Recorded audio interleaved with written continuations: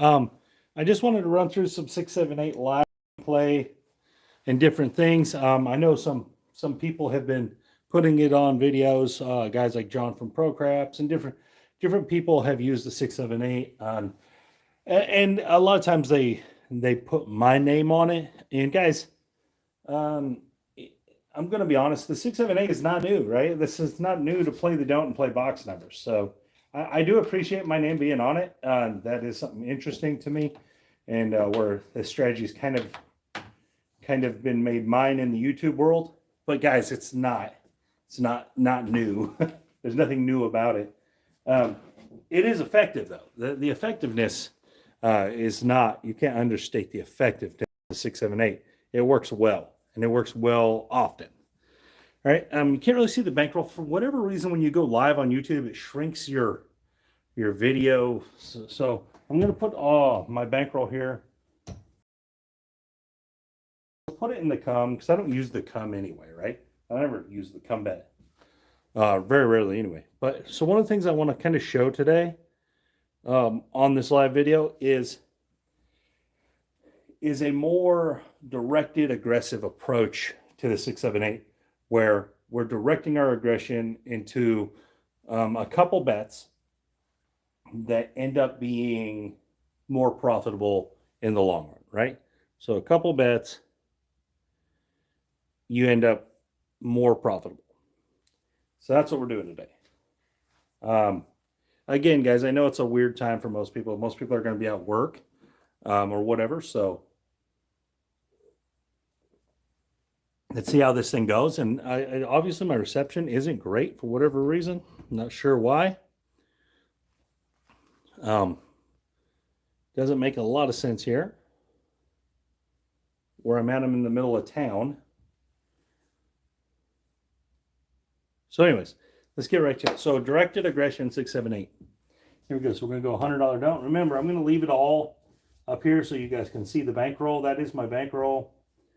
I'm never going to play in the cum. I don't play the cum bet at all. So very rarely. I say not at all. I do play it every now and then. I do play it every now and then. I do a cum progression when it's necessary. And a 3, so that's a wonderful start. 1, 2, 3. You win $100. All right. If you're going to use this directed aggression approach, you should bump this up right then. If you roll a come out winner, bump it up by half. Go to 150. And there's a 6. 4 deuce 6.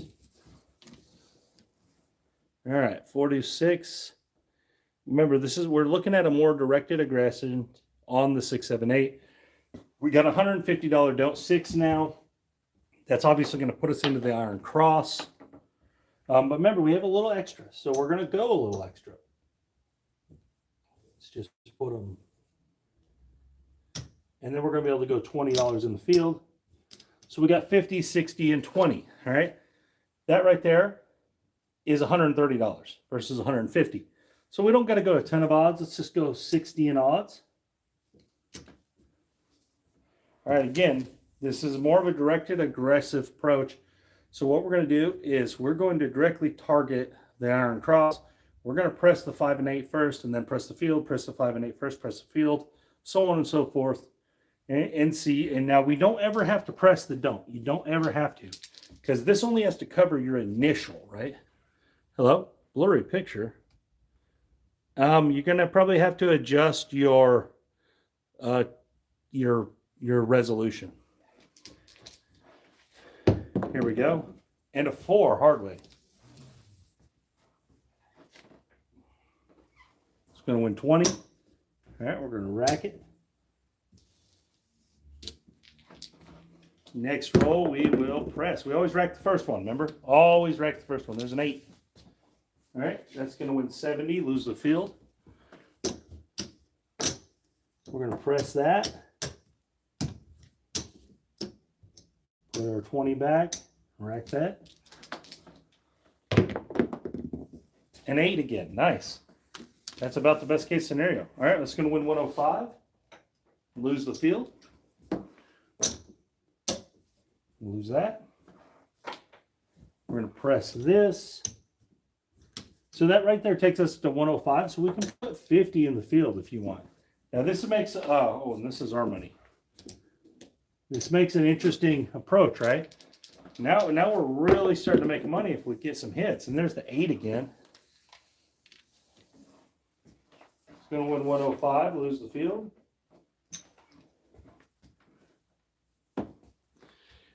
Guys, it's not blurry on my end, so you got to go into the little wheel and check your resolution. It's probably because my service isn't great. And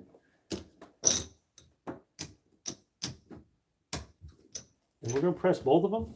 We take that because it's not blurry on my end. And there's the 8 again.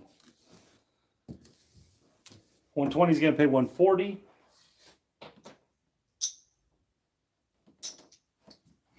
Lose the field. 140.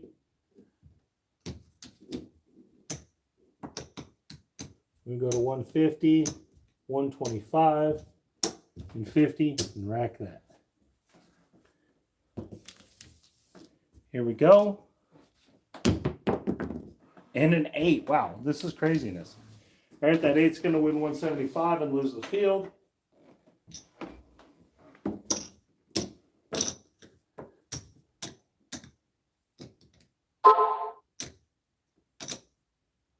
What am I trying to go to here? Okay, so if I wanted to go, I need to go to 180.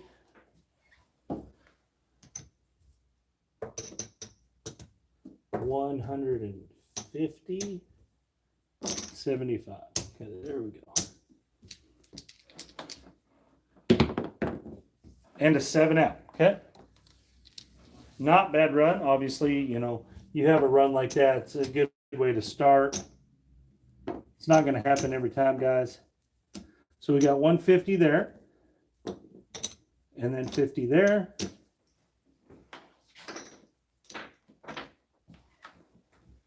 If it's still blurry, guys, it has to be on your side because my phone is filming how it films. So, and I'm not seeing it as blurry.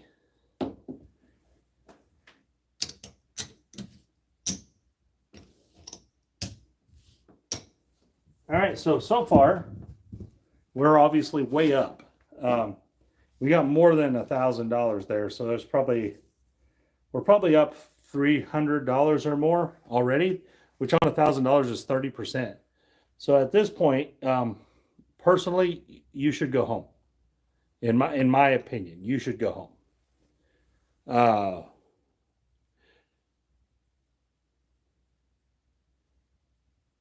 Guys, I don't know.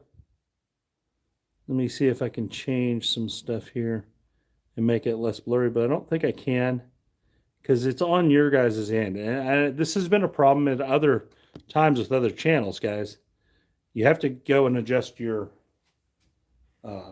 resolution.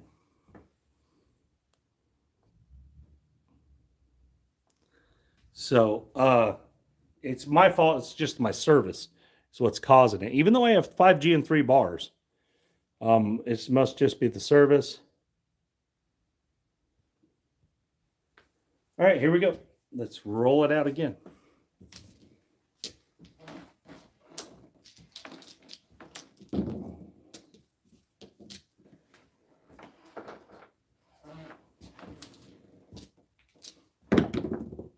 Got a 12. That's going to be a push.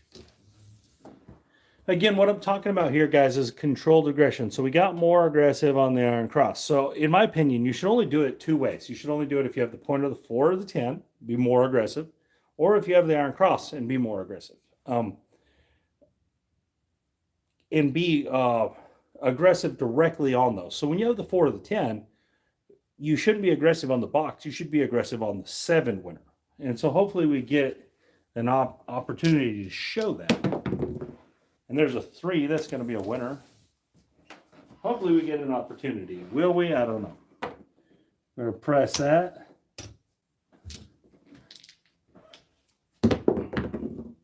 And an 8. Okay, so we'd be back on the iron cross here. And again, we got 150 there, so we're going to be more aggressive. And this presses quickly, guys. I'm going to go 90 in odds. This presses quickly as long as you don't hit the point, right? It's because everything else is a winner.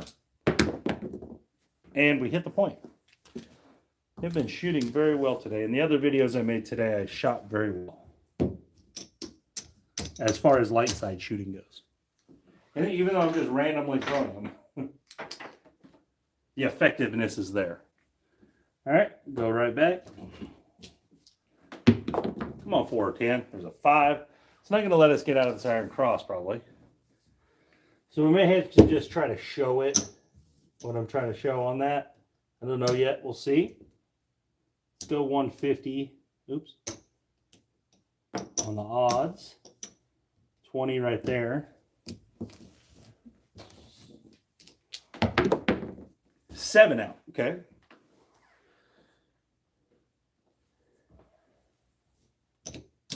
I put 60 on that. That was my bad. And then we'll owe 100 over there. Here we go. Like I said, hopefully we can get a 4 or 10, and we can show that style too. We showed the iron cross. It worked pretty good on a good roll. We got really good payout. 7 on the come out.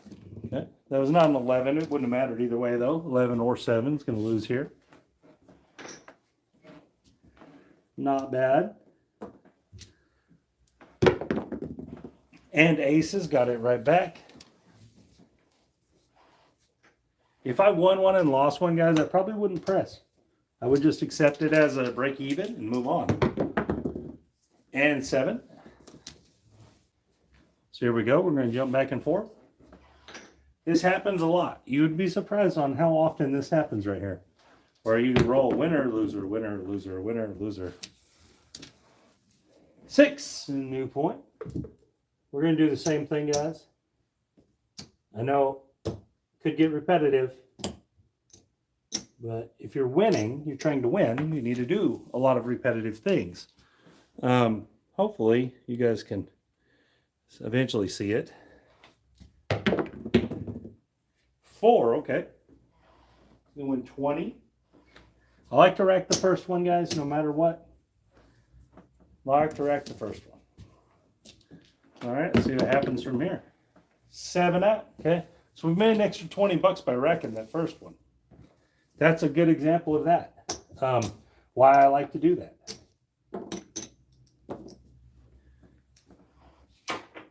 I'm actually going to just pay 100 there. Take that back. There we go. All right. New point.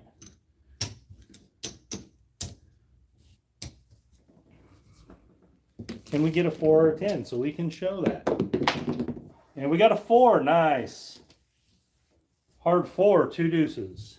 All right, so in this case, we're going to be looking to be more directly aggressive on the 7 because we're a 2-to-1 favorite.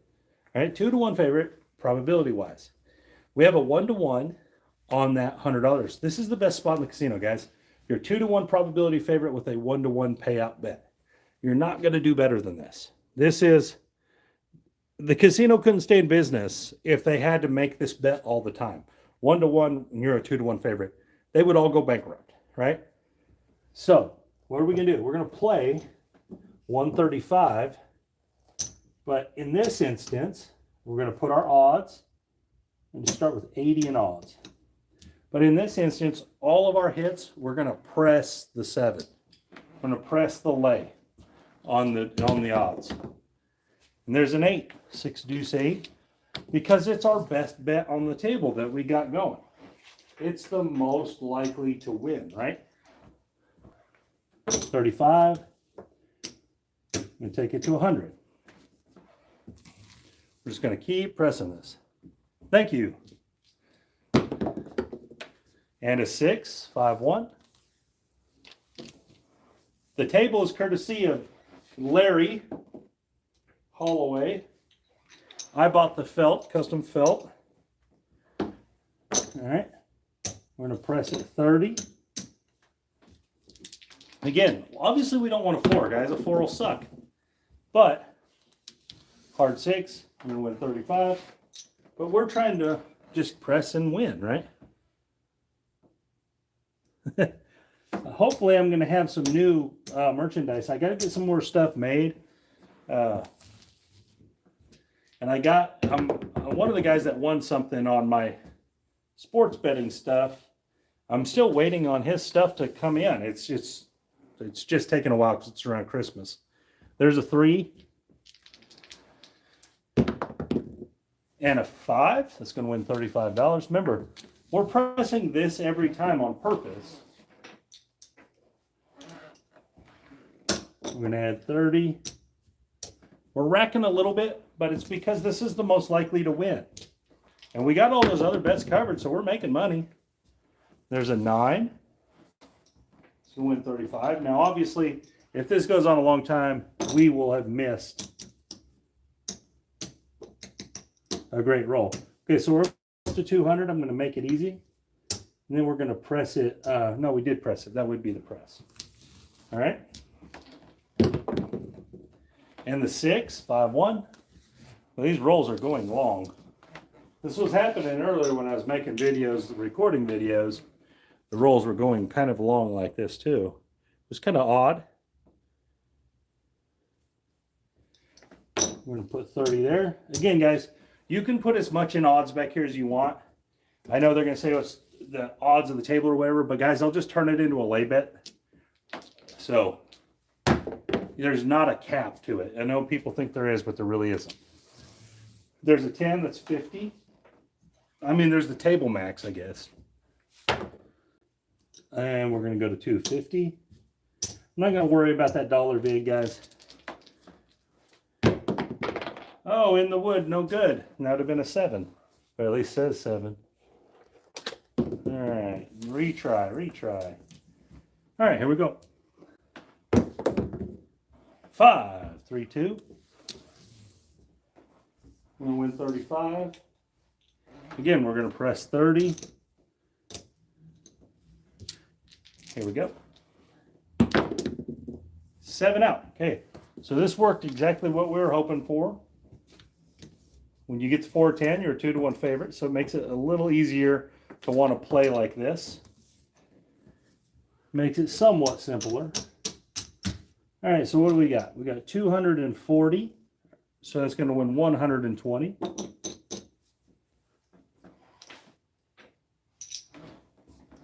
And then we're going to win 100 flat. All right, so this is kind of a controlled aggressive approach, right? We're choosing when we want to be the most aggressive and try to really attack certain situations. It's a situational attack, you know. We're getting the best probability, so we're trying to make the most money with the best probability, which turns out to be a pretty good way to play. All right, so we started with 1,000. That's 2 shooters, I think, in. I think it's maybe 3. Anyway, it's not very many.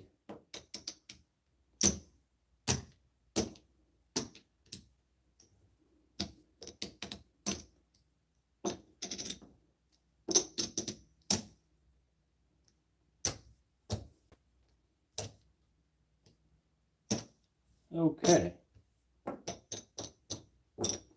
Interesting. So we are up. There's 500, 1,000. So we're up 200, 300, 400, 500, 550, 570. We're up $570. Not bad. Not bad at all. I would have probably never made it that far. Maybe with that 4, I might have rode that out. But, I mean, most likely I would have left up 250. I probably wouldn't have made it this far. But again, if I would have been on the 4, I may have. It all kind of depends on, you know, obviously, are you up? Are you down? Is it going right for you? You know, did you get that 4? Did you have get knocked off? Are you tentative? Are you hesitant to keep playing the strategy? You know, there's a lot of things that go involved in craps. It's very mental, especially the mental aspect of craps is the worst on the big swings, right? The big highs or the big lows. So the mental aspect of it, where you know your strategy is sound, but you may have lost 2 or 3 on your strategy. For example, you've got a couple don't fours or don't tens knocked off. And now you start getting worried about your strategy. Like, hey, it's not working. Maybe it's always been luck or something like that. It's just not true, guys. Variance works that way. There is going to be ups and downs in everything you do on the craps table. Everything you do in gambling, there's going to be ups and downs. There's nothing perfect. So you just got to use your discipline to control the ups and control the downs. The middle, where you're staying even, basically, that's the range where you should be at least 80% of the time. You should be up about 15% of the time and down about 5% of the time. I mean, that if you're playing the 6, 7, 8, that you should be there. Now, I'm not talking just a couple dollars. I'm talking about significantly up. The rest of it, I feel like lands in the middle. If you're within 20%, you're still kind of in the middle, right? So that's what I look at when I'm doing this stuff. And when you use a little bit of controlled aggression, guys, you get a little more aggressive, but it's not just power press, or something like that. You're going to be more successful, right? Because if you're taking your shots at your best probability, which the Iron Cross, guys, is also a very high probability, right? If you're controlling the 7 and using the Iron Cross, that means your only loser is the 5, 6, or the 8. Every other roll is going to be a winner. So being controlled aggressive in the Iron Cross is also very intelligent play, because the likelihood you're rolling the loser is very low. The likelihood that you roll the winner is very high.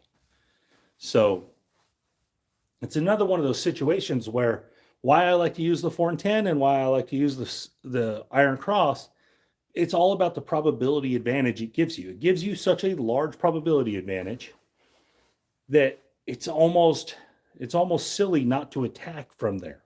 You're almost hurting yourself. You probably are hurting yourself in the long run not attacking when you have those situations.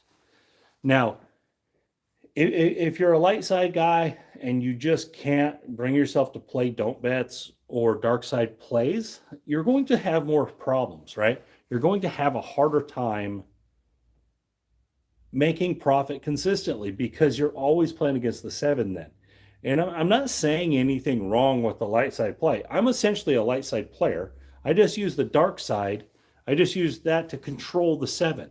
Because I'm going to play bets that lose on the 7. So I want to be able to minimize that. And I want to be able to take that away to where I only lose on the 5, 6, 8, 9, 4, 10. I want to lose on those numbers instead of the 7. And by lose, I mean not profit. All right. Obviously, if you're playing hybrid, you're going to lose bets and win bets at the same time. You just need to make the win bigger than the loss. And if you're doing that, you're going to be profitable in the long run. And again, worrying about the come out makes no sense. No sense to worry about the come out. I know a lot of people say that the dark side play, because of the come out, they don't play it. They're worried about rolling that 7 or the 11 on the come out. It just doesn't compute. Because even if you just calculate only the losers on the come out, it's still only 22%. So you're still only losing 22% of them. Where if you're playing hybrid behind it, you're going to win so many more wins than losses. And I've tried to explain that a lot, and still a lot of people I think understand what I'm saying there. But guys, don't worry about the come out. If you're playing the dark side, even if you're not playing hybrid after it, there's no reason to worry about the come out. And here's an example. Light side players have no problem putting money across the numbers or on the inside, right? No problem. Every play nearly, it's 96 across, 66 inside, 160 across, 110 inside. These are all real. They do it without thinking, right? But they can't put $100 on the don't, even though they're putting against the 7. And the likelihood that they're going to roll enough numbers to match that is they're in a losing probability. Because it takes at least 4 hits to even get close when you're playing 96 across or 110.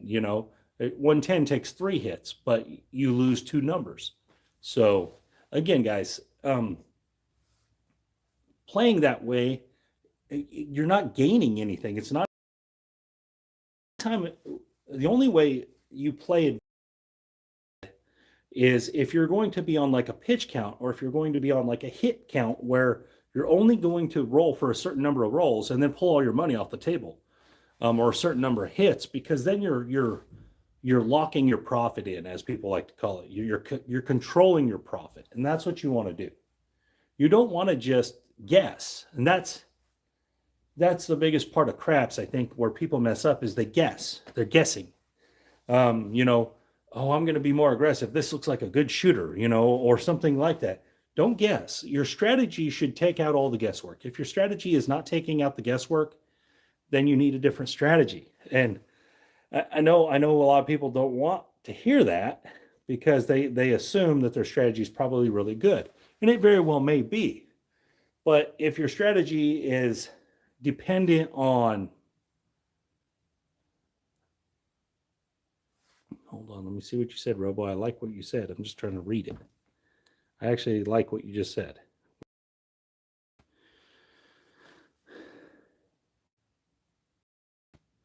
Okay, hey, man, I think that's great. Robo, that is more advanced play as far as the 678 goes. Using a lay bet to cover the come out. That's a further down the line advanced type play. You don't have to do it. The strategy will work without it. But it is effective, especially if you use the 5 or the 9. Personally, I like to use the 4 or the 10, but that's just because if I do hit that, I'm gaining that as my point, and I'm willing to recover it in the odds. And so I actually prefer the 4 and 10 because that's the points you're looking for anyway. And so, you know, if I had $100 and I roll a 4, now I lost it, I'm willing to put the other money to cover that 100 plus allow my strategy, because I trust that the 2-to-1 favorite is going to pan out, especially if I just rolled one. Especially if I just rolled one, I feel like I'm a roll ahead at that point. I'm a combination ahead at that point. And now people will say, oh, that doesn't make sense. Every roll is independent of the last, which is very true, except for if that's the case, if every roll is completely independent of the last, you should only ever play the 7, because that is the most common number. The truth is when you look at a whole game or a whole session of shooters, every roll is not independent of the last. Every roll is not, because if you're going to limit the amount of shots that can be made, all right, so an average shooter shoots between 4 and 8.5 shots. So if you're shooting 10 times, you're only looking at about 60 shots probably altogether. That's only really about 2 sets of 36 that you should be relying on to happen, right? 2 sets of all the numbers. So really every roll at that point, you can extrapolate information there saying, okay, if I've rolled 5 4s in the first 20 rolls, it's probably going to go down from there if you're limiting yourself to just 80 rolls or whatever the case may be, which is what happens at a crap session, guys. You're not sitting there for infinite rolls. And this is something that is also hard for people to get the idea of, is the frequency of the game. Guys, there's a reason that the numbers pay out what they pay out. It's the frequency of the game. So the reason, yeah, absolutely. I like it, Robo. But so the 6 and 8 pay at 7 to 6 because of the frequency of the game. They can't pay at 5 to 6 because then there's no advantage. So they pay at 7 to 6. And they use that. And the frequency is all based on the 36 combination model, right? So the 36 combination model, for anybody that doesn't know, I'm going to explain it, right? There's one way to roll 2, 2 ways to roll 3, 3 ways to roll 4, 4, 5, 5, 4, 3, 2, 1. Add 6 for the 7. That's 36 combinations, right? So if you just calculated all the rolls of all time forever, it would come out to that. Every 36 rolls, you would roughly be able to average those numbers, all right? So if you're limiting yourself to, let's say, 100 rolls, that's roughly 3 times through that. That's roughly what you should see. So if you see a huge spike of one, most likely that's not going to come for the rest of the group, or at least a lot of it. You're going to be able to dictate your play off that. And I know this is one of the things in my style of play and my concepts for the game of craps that people have a hard time grasping because they only remember the negative, right? A lot of times when people play craps, they only remember the negative.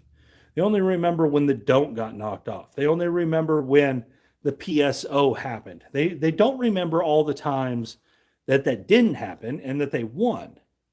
And so when you play using frequency, and guys, you should add this to your game if you don't. You should, when you play using frequency, you're going to make plays in the game that are an advantaged play. All right. Now, if you believe that every roll is independent of the last, and you believe that there's frequency in the game at all, you should never play anything but the 7. But if you can even buy in partially to that there's some frequency to this game, you will make more money more often. I promise. If you, for example, I use this play call, I call the repeater play, and that's if I hit a box number twice in a row, right in a row, I lay that number. And I do it in the middle of my strategies. I do it because it's a positive play over time. And so any number on the board, if you roll 2 4s, 2 5s, 2 6s in a row now, paying one and then 4 rolls later, roll another one before 7. But if you roll them both in a row, the very next roll, you can about guarantee you're going to make money. What you do is you lay that number and then you cover everything else on the board for a profit. Don't make it bigger than that lay. The only way you can lose at that point is if you re-roll that number a third time, all right? Or the person re-rolls it a third time. Will it happen? Sure, it's going to happen every now and then. But will it happen enough that will outweigh the profit you'll make off that play? No, it won't. Guys, by far, the most profitable single style of play, single tool in my toolbox is the repeater play. It works way more than it doesn't. And it's so big, it's so vast in the way it works versus the way it loses that I've lost count of the profitability on it. It's been so profitable that honestly, you could play a strategy where you just sit at the table and wait for that to happen, where you see 2 of the same in a row, and then boom, you lay that number, cover the whole board. When you get you're going to get paid out something on the next roll, you pull it all down. You wait again. Now, dealers are going to hate that, but you could do that, and you're going to be a very profitable player doing that. It's going to be a really boring way to play, but if you're just worried about profit, it's going to win. It's going to win at a very high rate.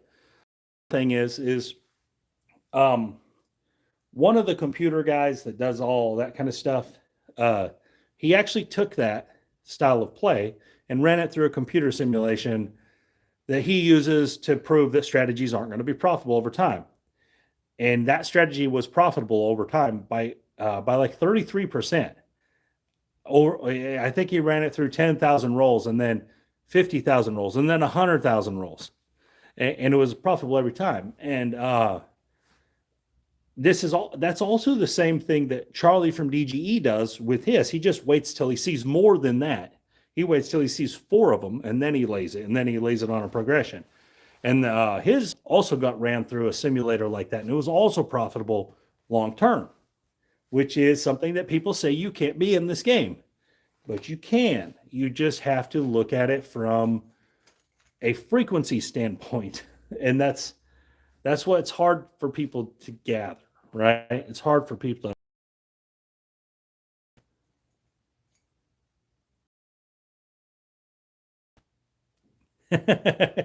yeah, what you guys are talking about there, that's another thing. I don't care. When I play, my bets are my bets, your bets are your bets. It doesn't matter to me what you're playing. If you're playing against every bet I make, I'm fine with that. If all my don'ts get knocked off, I'm fine with that.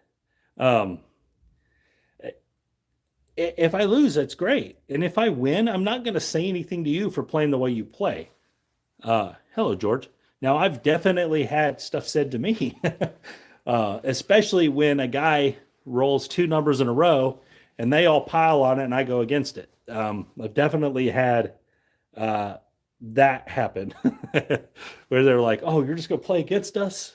I'm not playing against you. I'm playing what I think is most probable. And that's what it is. It's nothing to do with anyone else at the table. I could honestly, I want people to win. I don't want people to lose. I do not want anybody at the table to lose. Nobody. And I've had many all ins on fours and tens on the dome. 4 and 10 all ins, my whole chip rack on the dome. And I've lost some of them and I've won some of them. And on multiple occasions when I lost those, I've had guys like cheer that I've lost on them. It's just, it's very sad that someone is cheering against your money when it has nothing to do with them. But anyways, it's just funny to me on some of that. Guys, your bets have nothing to do with anyone else's bets. There's not combination bets player to player in craps. It's not a thing.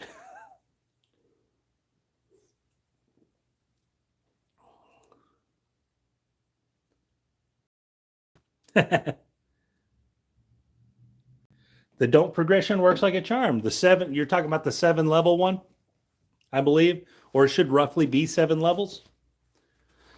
Yeah, it does. It works. I mean, you're playing with the best number in the house. It's the best number. You're going to win eventually. Yeah, I mean, it works. Why wouldn't it work? I mean, you're choosing the best number, the number that the casino uses to beat you on the light side. The casino, that's, you guys know why there's not a big 7 out here anywhere to play? Because the casino doesn't want you to play it. They don't put that the come wins on the 7 or the pass line. They don't write out here next to it wins on the 7. They don't do that. They don't want you to know that. All right. They don't have a 7 here in the middle that you can place, you know. They don't have that. They make you play against another number instead of just placing the 7. That would be a great craps game, right? If you could just be like, okay, I placed the 7. Now, I don't know how they would choose you win. I mean, how you would lose. I get, you essentially, yeah, they want you to win. And that's the thing, they don't allow you to place the 7. They allow you to place against a different number. Hey, I like that too. I totally agree. I think those electronic tables are great.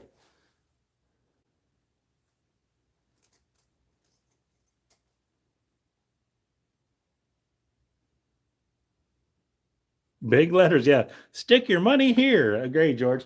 I'm not a big back wall lay guy, but I do see the advantage of it, right? And here's my thing on the back wall lay.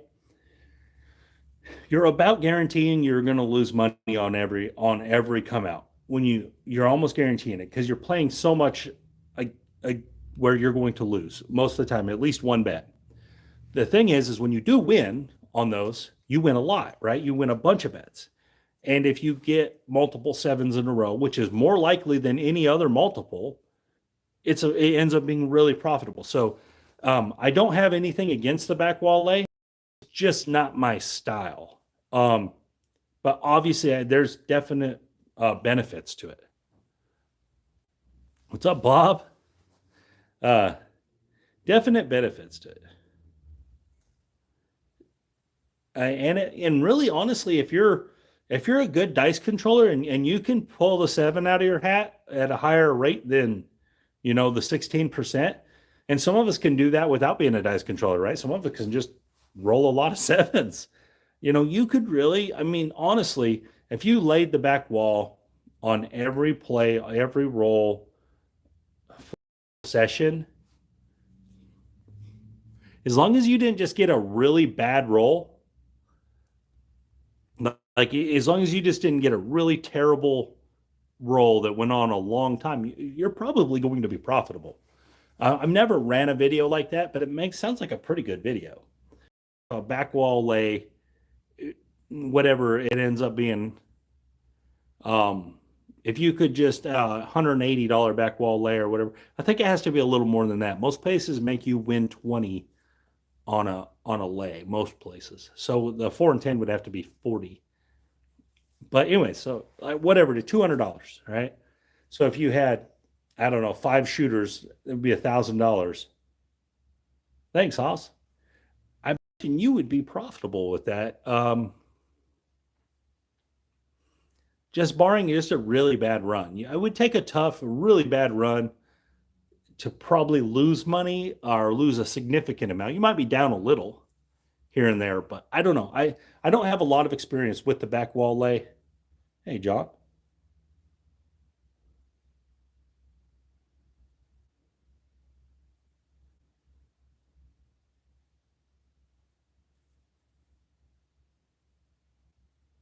I like that, Robo. I also shoot for the horn. I love the horn. To me, is the funnest bet in the game. I like shooting at it, and I like parlaying it and seeing if I can hit it twice, 3 times. Um, it's just fun to me. I like playing the horn, but I don't know what that is, George. The hops.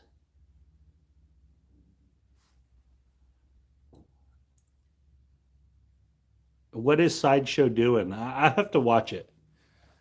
Um, but on the hot bets, I'm not sure what you're talking about. But I know this. You can use hot bets as its own strategy. I've done videos on it.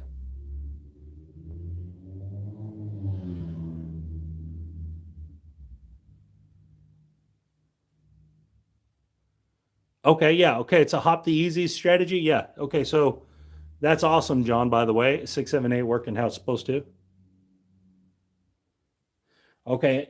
Hop the inside easies. Okay, so hop in the inside easies is a very common strategy, right? Uh, hop in the easy,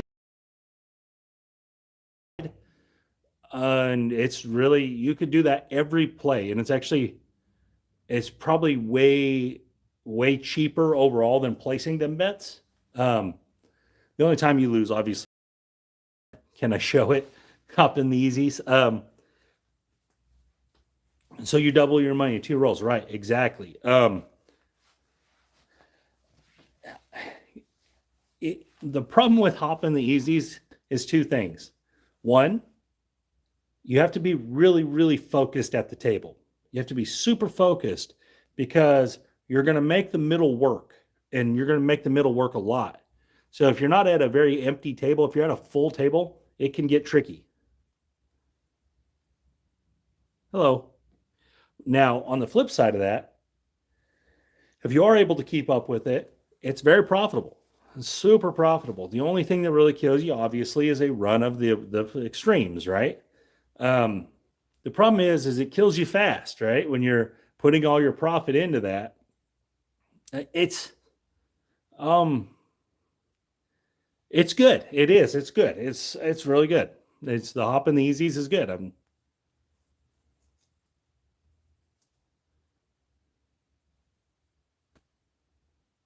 Yeah, it's just I mean it's a good play. I'm not going to say it's not because it is. It's a really good play.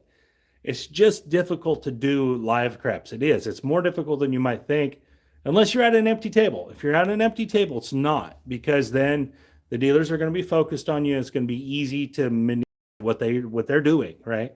If it's a full table, they're not going to want to hear you hop the easies for this, hop these. You know how I know you guys know how dealers get as well as I do. Yeah, if you're on the electronics, it's great. If you especially if it has that same bet thing where you can just hit the same bet deal, I have to press all the buttons. But yeah, so it's more of the semantics of the game.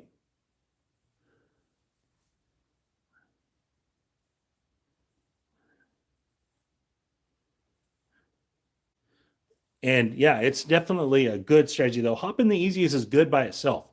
Like if you're not on the board and the casino doesn't make you play a line bet to hop the easies, for $10 you can hop all the easies. And I think it minimum pays 15 or whatever. I believe. Or no, for $10 you can hop all the insides, even the 2 hard ways. For $10 you can hop all the inside, and it pays 15 when you win. So a guy like you, George, that can manufacture numbers like that and just hammer numbers, it's probably something you should be adding to your game. That hopping the insides or hopping the easy probably is. I mean, because you're a good shooter and you can hit those numbers on a very consistent basis. And that's where the money will be made. Guy like me, I can't make those numbers happen as much. But again, I'm not going to say anything wrong with it because it's good. And I honestly think if you put it into a simulator, it'd be hard for it to lose. It's going to be closer to break even.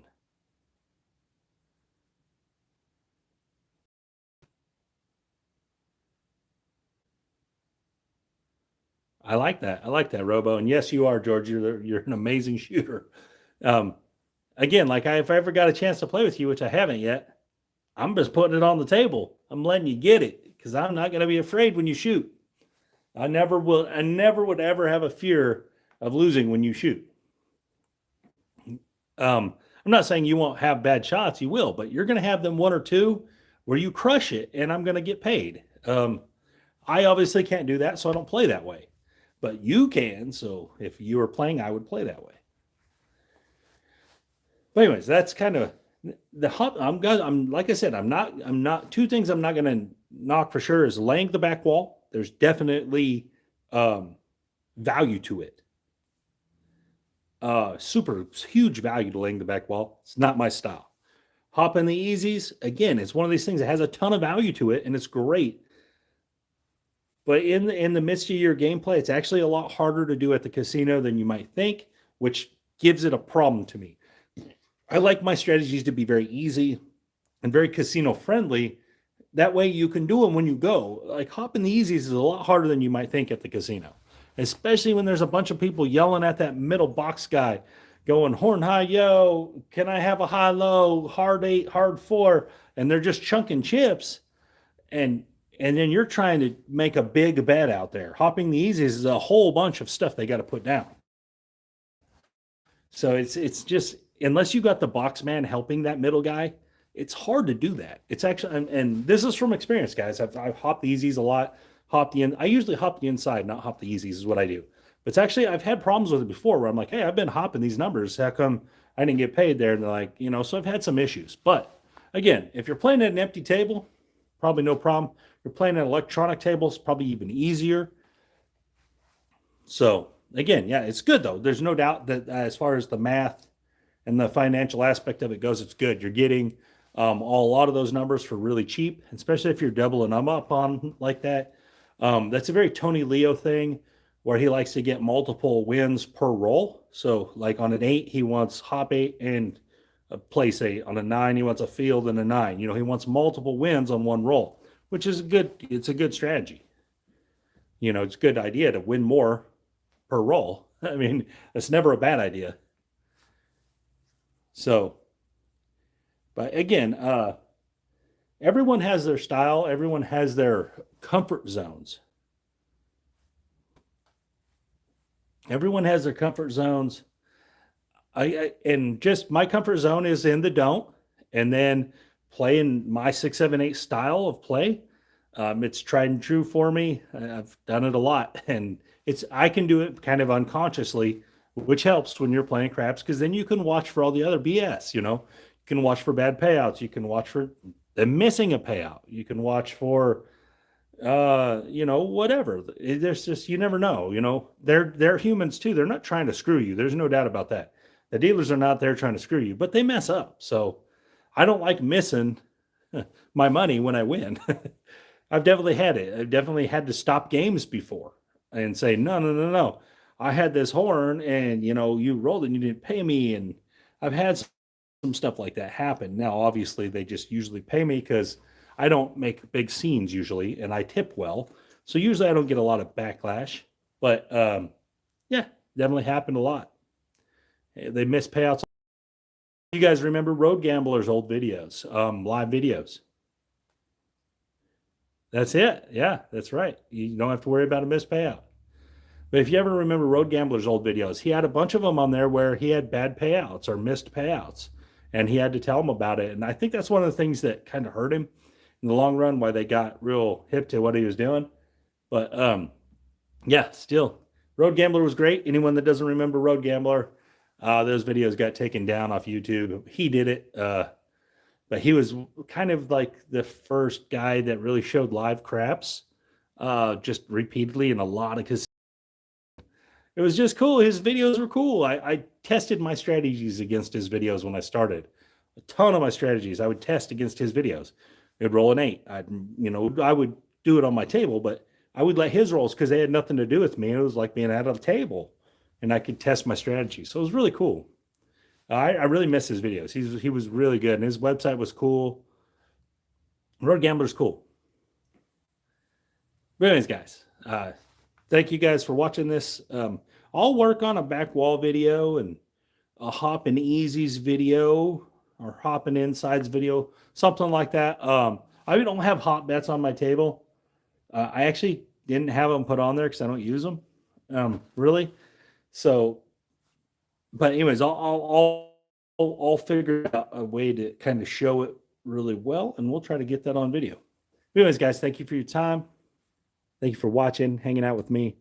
For anybody that's on my sports betting, sorry about yesterday. I absolutely got crushed. Had an O for day. I don't do that often.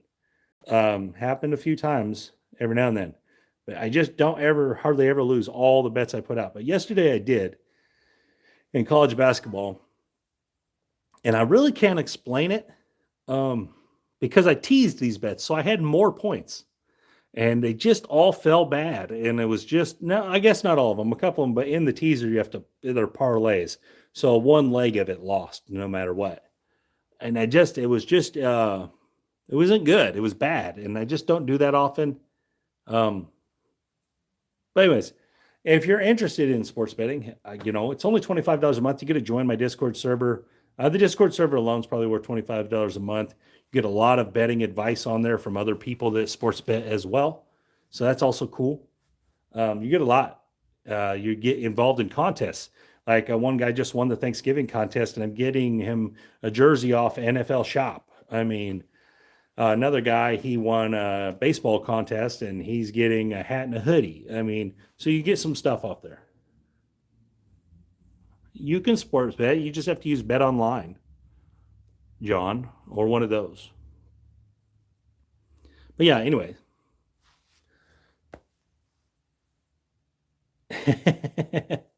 Yeah, maybe. And guys, I do want to give a giveaway on this channel for the craps for all my members.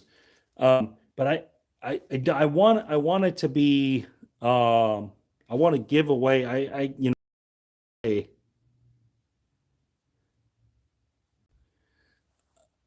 something, but I just haven't got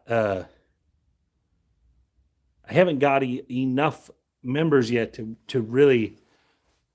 I want to give away something really cool, and I have it, and I just want there to be more people involved to get more chances. So join my channel, and I'm going to give away something really cool.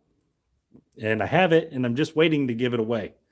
It may be after the first of the year. I just want there to be more people involved. A very interesting giveaway. But anyways, you guys have a great day. I'll see y'all later. Jacob for wagering me this.